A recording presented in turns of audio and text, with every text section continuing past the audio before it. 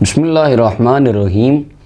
आज जिस मसला पर हम गुफ्तगू करेंगे वो ये है कि 11वीं वाले पीर हज़रत सैयद अब्दुल क़ादिर जिलानी रज़ी अल्लाह तआला तो रफ़-उल-यदाइन करते थे। जब पीछे मैंने 6 माह कबल रफ़-उल-यदाइन पर गुफ्तगू की, मेरा मकसद उस गुफ्तगू से उन लोगों की फ़िक्र का रद्द था जो कहते हैं कि रफ़-उल-यदाइन जो लोग नहीं करते वो लानती हैं, नाउज़ बिल्लाह। ये हालांकि किसी वाबी ने, कितनी देर से वाबी रफ़-उल-यदाइन करते हैं और मालिकी ये उम्मत में इख्तलाफ है, इमाम मालिक और इमाम अबू हनीफ़ा नहीं करते, इमाम शाफ़ी अहमद बिन हंबल करते हैं। लेकिन 1400 साल में किसी वाबी ने भी या इमामों के मुक़ल्लिदीन ने भी कभी किसी को ये नहीं कहा कि तुम रफ़-उल-यदाइन करते हो, तुम लानती हो, तुम नहीं करते तो लानती हो। नहीं, ये नया एक फ़ितना जेलम से उठा था जिसके रद्द में मैंने कुछ मारूज़ात अर्ज़ की।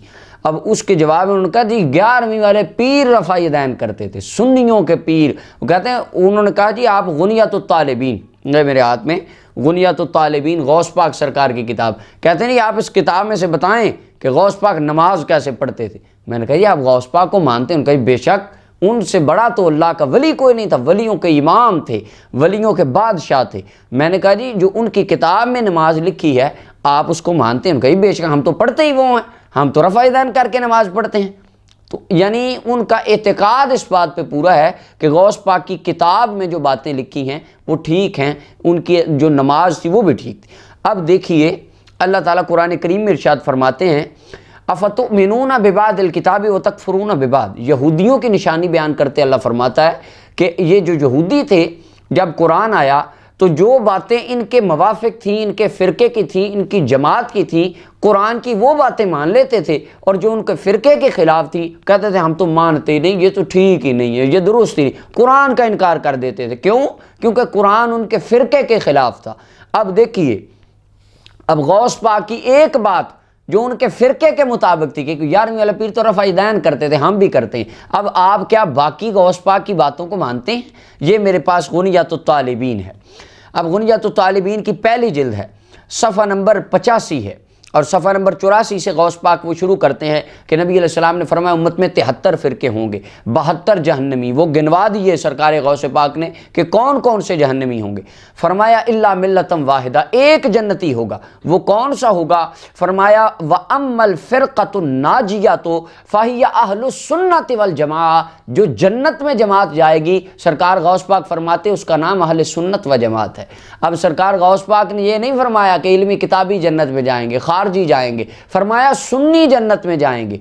अब मेरा सवाल है उन तमाम हजरात से जो कहते हैं हम 11वीं वाले पीर की नमाज पढ़ते हैं, तो क्या आप 11वीं वाले पीर की ये बात मानते हैं कि सिर्फ वाले सुन्नत व जमात, गौस पाक भी सुन्नी थे और उनके मुरीदीन भी सुन्नी थे, उनके फॉलोअर्स भी सुन्नी? आपने फरमाया जन्नती जमात ये सुन्नियों की। कहेंगे नहीं नहीं नहीं, ये तो हम गौस पाक की बात नहीं मानते, सिर्फ उनकी नमाज मानते हैं, उनकी कोई बात नहीं मानते, क्योंकि उनकी नमाज हमारे फ़िरके के मुताबिक है। अल्लाह का कुरान कहता है ये यहूदी करते थे। अब इसके आगे हज़रत गौस पाक फरमाते हैं, पहली जिल्द सफ़ा नंबर 80, फ़अलल मुअमिनी इत्तिबाउ सुन्नति वल जमाअ, मोमिन पर लाजिम है कि वो अहले सुन्नत व जमात की इत्तिबा करे, अहले सुन्नत व जमात को फॉलो करे, अहले सुन्नत व जमात की पैरवी करे, क्योंकि ये वो ग्रोह है जो अल्लाह के वलियों का ग्रोह है और जन्नत में जाने वाला है। अब ये इस बात को कोई इल्मी किताबी या कोई खारजी मानेगा? कहेंगे नहीं नहीं हम नहीं मानते। अब इसके आगे हज़रत गौस पाक की यही किताब गुनियतुत तालिबीन दूसरी जिल्द है, सफ़ा नंबर 16 है। इसके ऊपर फरमाते हैं लिअन्न नबी सल्लल्लाहु अलैहि वसल्लम रकात, नबी अलैहिस्सलाम रमज़ान में 20 तरावियाँ पढ़ते थे। अब इल्मी किताबी और तमाम खारजी पढ़ते हैं 8 तरावियाँ। नहीं जी हम तो रफ़-उल-यदाइन करेंगे गौस पाक का। आप गौस पाक का रफ़-उल-यदाइन तो करते हैं, गौस पाक की तरावियाँ भी पढ़ते हैं कि नहीं पढ़ते? कि सिर्फ रफ़-उल-यदाइन करना है गौस पाक का, क्योंकि वो आपके फ़िरके के मुताबिक है। अब गौस पाक कहते हैं जी 20 तरावियाँ थी और ये पढ़ते हैं 8, गौस पाक से आपका कोई ताल्लुक़ ना बना।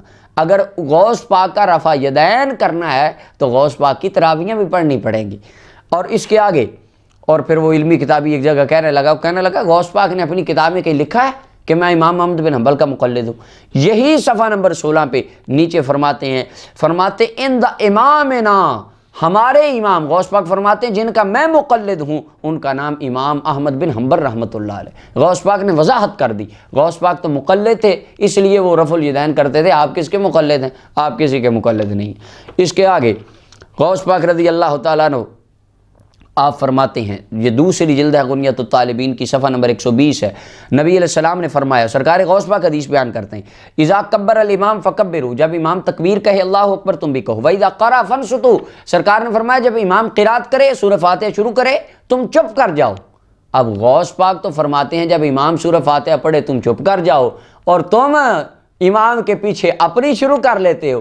غوث پاک کا رفع یدین نماز کے شروع میں تو کرتے ہو، نماز کے اندر غوث پاک کو کیوں بھول جاتے ہو؟ اب غوث پاک فرماتے ہیں چپ کر جاؤ، خبردار خاموش ہو جاؤ، لیکن وہ کہتے ہیں ہم نے خاموش نہیں ہونا، کیونکہ ہم صرف غوث پاک کا رفع یدین مانتے ہیں، ان کی اور کوئی بات نہیں مانتے۔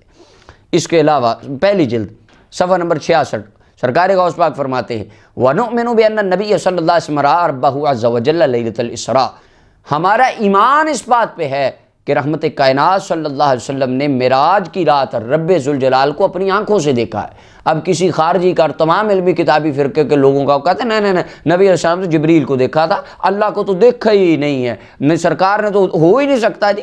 سرکار غوث پاک فرماتے ہیں اللہ کو دیکھا تھا، یہ کہتے ہیں نہیں دیکھا۔ سرکار غوث پاک فرماتے ہیں پیچھے فاتحہ نہیں پڑھنی، یہ کہتے ہیں ہم نے پڑھنی ہے۔ وہ فرماتے ہیں تراویحیں 20 پڑھو، یہ کہتے ہیں نہیں ہم 8 پڑھیں گے۔ پھر بھی کہتے ہیں ہم غوث پاک کا رفع یدین بڑا مانتے ہیں، بڑا ہی مانتے ہیں۔ اللہ قرآن میں فرماتا ہے فَتُؤْمِنُونَ بِبَعْضِ الْكِتَابِ وَتَكْفُرُونَ بِبَعْضٍ، یہودی ایسے ہی کرتے تھے، جو بات ان کے فرقے کی ہوتی اس کو مان لیتے، جو فرقے کی نہ ہوتی اس کو نہ مانتے۔